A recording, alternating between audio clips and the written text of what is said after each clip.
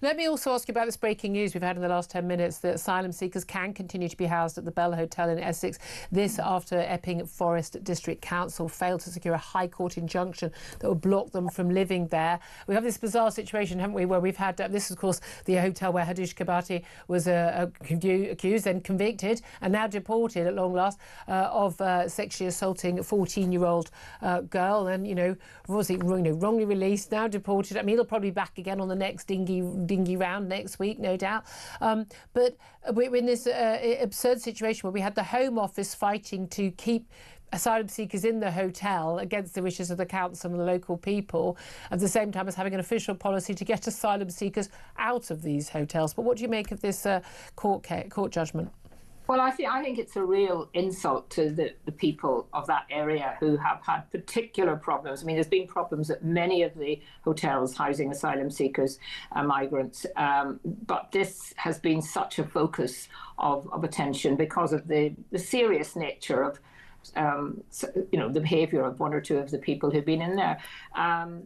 But, the judge has said this, and presumably the government will be delighted because it looks like they've won in a case that they did not accept that the protests were genuine. They kept implying that it was people from the far right who'd come in to protest, and it was just, on the whole, ordinary people who just felt concerned, local mums, and worried, but those mums will still be worried now. And it also shows. I mean, the government could have used this hotel as an opportunity to say, to show that they really meant they were going to get people out of hotels and placed elsewhere. Yeah, I'm in a bind on this one because I'm not sure I want people out of hotels. They want them out of hotels, they reckon, to save money. It's $145 a night on average instead of £35 a night, depending on the accommodation they get. Or if they're just going to put them into, bed sits, they're going to be hidden in the community. I think that's more dangerous. I think the worry there is that it's going to cause real anger of people who are on the housing waiting list and have been for a very long time and see their local council suddenly giving up 100, 200 places to people who've not been in the country very long. And, when we look at the fact that since the one in, one out was started, 13,000, I think over 13,000 migrants had come in. I mean, there were 500 the other day came in, and yet there's something like a dozen, if even that, have been sent away and they've come back. So,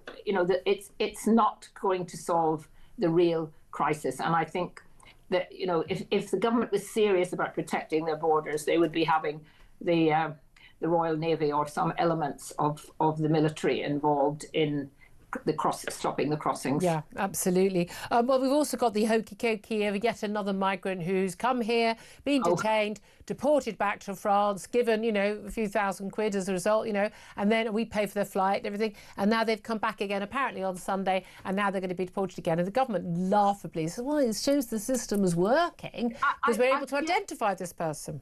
I genuinely could not understand how any logic could say it. I mean, they didn't explain the logic, but I couldn't understand the logic. And of course, what was interesting is that what they're supposedly saying is that the migrants are saying when they go sent back, France is not refusing to give them any kind of accommodation, any kind of help or support, and they're going to be back staying in camps again, which just shows what we've always been saying, that there is a pull factor.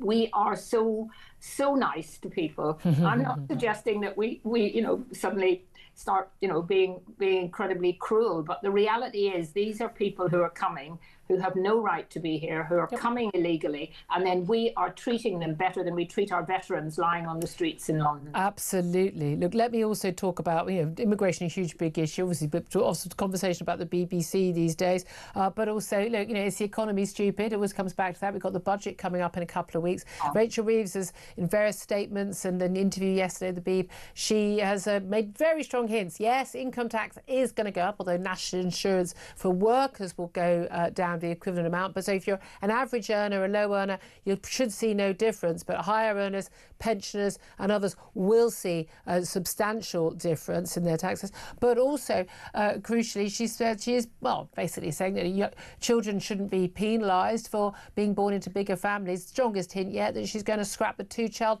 benefit cap, which is worth best part of £1,500 a year per child over the first two you have. Is she right to do that? Well, I think there should have been a warning that when this was started, that in 5 years' time we will stop this, or in 3 years' time we will stop this, and then that would have given people the opportunity to realise that if they go on and want to have lots of children, then the taxpayer should not have to pay for them. But hold on a minute. When this was brought in by the Tories, they were very clear. Anyone who already had children before that date were not penalised. Oh, well, then in that case... No, April, and it only counts for any child born after April 2017. Well, then, I mean, I probably, a lot of your listeners viewers would disagree, but I don't think it should be removed. I think that it's I think it's quite sensible. And, there is absolutely no reason for people to have 4, 5, 6 children. And of course, the reason they can have as many kids as they want, but they don't have a right to ask the rest of us to pay for them. Exactly. Yes, that's right. And I'm afraid there is a little bit of, there probably in some areas where there are very high proportions of people coming from a different culture who like to have more or have tended to have more children, then I think that's something that within Labour MPs who are representing those seats, perhaps they think that might not. Well, yeah. I mean, the impact is greater. But again, it's a terrible policy because the impact it hits poorer families. Well, of course it does. They're the only ones claiming universal credit, and also bigger impact on ethnic minorities and immigrant families. Exactly. 1 in 5 children born of Pakistani heritage is affected, and 1 in 4 Bangladeshi children of heritage are affected. I mean, that tells you everything. But again, at the same time, families coming to this country or being, children growing up in this country as British citizens, but asking, saying, this is how many children I want to have.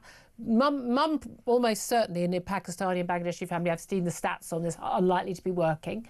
The dad working but not earning enough to support that many children in this country, but they're expecting other parents, by the way, of all religions and colours, etc., to pay for their children, who then have to pay more tax and can't afford to pay to have more children of their own. There is an impact of this on other families. Yes, it's not just the family that's directly affected, but it affects all of us. And we are going to see in this budget. I can't imagine how they think that it's going to actually help Labour's position in the polls if some of the rumours. And I don't understand why we've been, yesterday in the House of Lords, we had a Treasury Minister who every single question during the 10 minutes refused to answer, basically saying, I can't comment because we're coming up, to the budget. I can't comment. And yet, the Chancellor herself made a speech last week, which brought out all sorts of speculation. I mean, it used to be that budgets were totally nobody knew anything. Oh, yeah. And if anything was revealed, everyone involved got sacked. You were in trouble, yes. Yeah, I mean, the world has definitely changed. Exactly, you say it's a bit of a nonsense. So I can't say anything, except what I do say. They're trying to sort of, roll the pitch, so we're all expecting it to be very, very bad indeed. And hopefully it won't be as bad as we expect, but I have a horrible feeling it'll be even worse than we expect. And it's always... But Julia, can I say what the best news today is, and you mentioned it earlier, is the moves from the Olympic Association, because that really is going to change so much when it comes to the discrimination and effect on banning men from women's sport. Who'd have thought that was a controversial thing to do, eh? I know. That shows how far down, how changed we've gone. But anyway, that was good news. Absolutely. And we're going to be talking to the brilliant Sharon Davies about that, but I know you've always been a voice of sanity on that.